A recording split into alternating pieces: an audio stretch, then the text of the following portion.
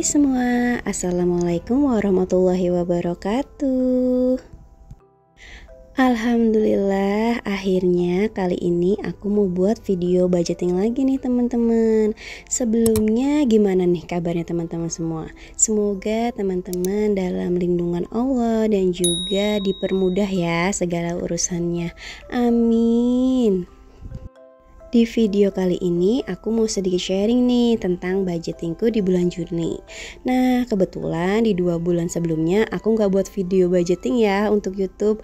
Maklum aja sih karena kan lagi ada momen puasa dan juga lebaran. Rasanya masih males aja untuk buat video budget di YouTube channel. Walaupun aku nggak buat video budgeting di bulan April dan Mei, tapi aku tetap melakukan budgeting ya teman-teman.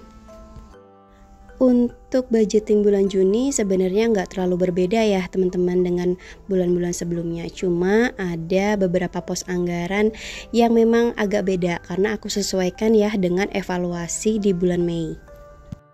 Oh iya, satu lagi. Jadi biasanya aku itu buat budgeting plan itu satu lembar ya, tanpa ada kolom untuk pengeluaran real. Nah, bulan ini aku mau coba nih teman-teman. Jadi nanti pengeluaran real yang di akhir bulan langsung aku tulis di lembar yang sama pada budgeting plan bulan Juni. Biar nggak boros kertas gitu maksudnya.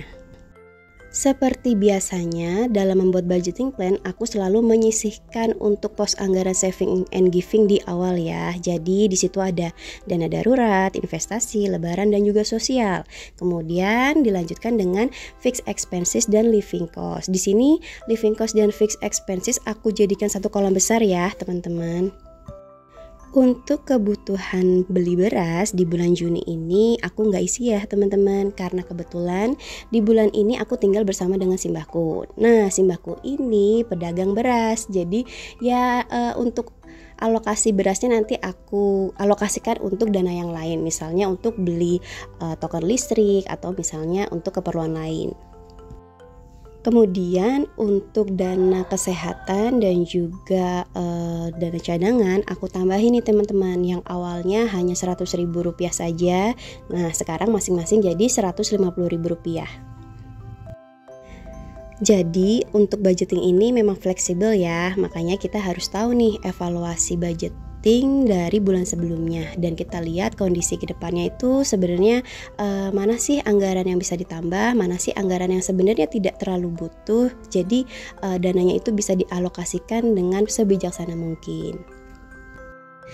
Dan di bulan Juni ini ada catatan nih teman-teman. Alhamdulillah banget, dari terkumpulnya tabungan pajak motorku sebesar 500.000, ternyata itu bisa mengcover untuk pajak bumi bangunan dan juga pajak motor.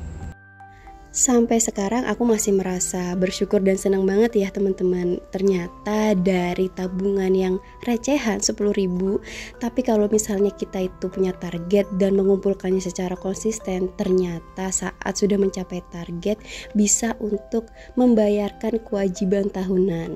Jadi kita itu nggak perlu panik dan juga nggak sampai telat bayar ya teman-teman. Apalagi kalau pajak motor sampai telat bayar, wah ada dendanya deh. Oke teman-teman, jadi budgeting plan bulan Juniku udah jadi ya. Nah sekarang tinggal masukin uang gaji dari Pak Suami ke dompet disiplin keuangan. Momen masukin uang ke setiap pos anggaran adalah momen yang paling menyenangkan ya menurutku ibu-ibu. Apalagi setelah gajian ngelihat uang warna merah dan biru tuh pokoknya nyenengin banget. Tapi hati-hati jangan sampai kalap ya. Pokoknya harus langsung masukin ke setiap pos anggaran. Di pertengahan tahun 2023 kerasa banget ya kalau bahan pokok itu naik.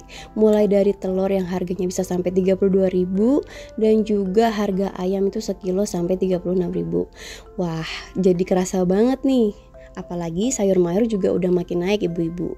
Makanya pentingnya budgeting plan itu sebenarnya untuk bisa menakar ya sebenarnya seberapa sih yang kita butuhkan selama setiap minggu untuk makan, karena memang pos anggaran makan itu sebenarnya yang paling banyak daripada pos anggaran lain.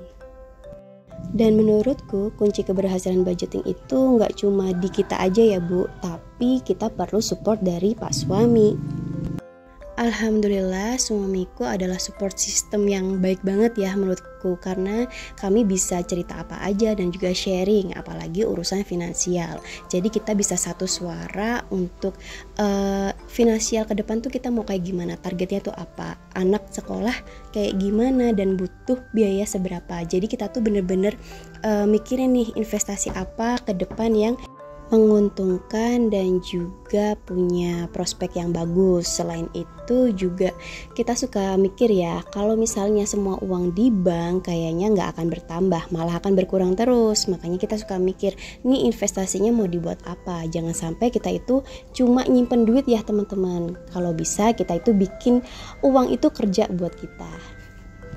Manfaat dari budgeting yang benar-benar aku rasakan dan berdampak baik bagi hidupku adalah aku menjadi orang yang bisa menghargai uang. Karena menurutku mencari uang itu gak gampang ya, dan perlu diatur dan digunakan sebijaksana mungkin, sehingga kebutuhan bisa tercukupi dan kita itu gak perlu berhutang, alias kita itu latah ya untuk meminjam uang. Apalagi zaman sekarang itu banyak banget nih godaan pay letter. Wah, itu bahaya banget ya untuk orang-orang yang keinginan untuk memiliki sesuatu tinggi tapi sebenarnya daya belinya itu kurang. Jadi bahaya banget.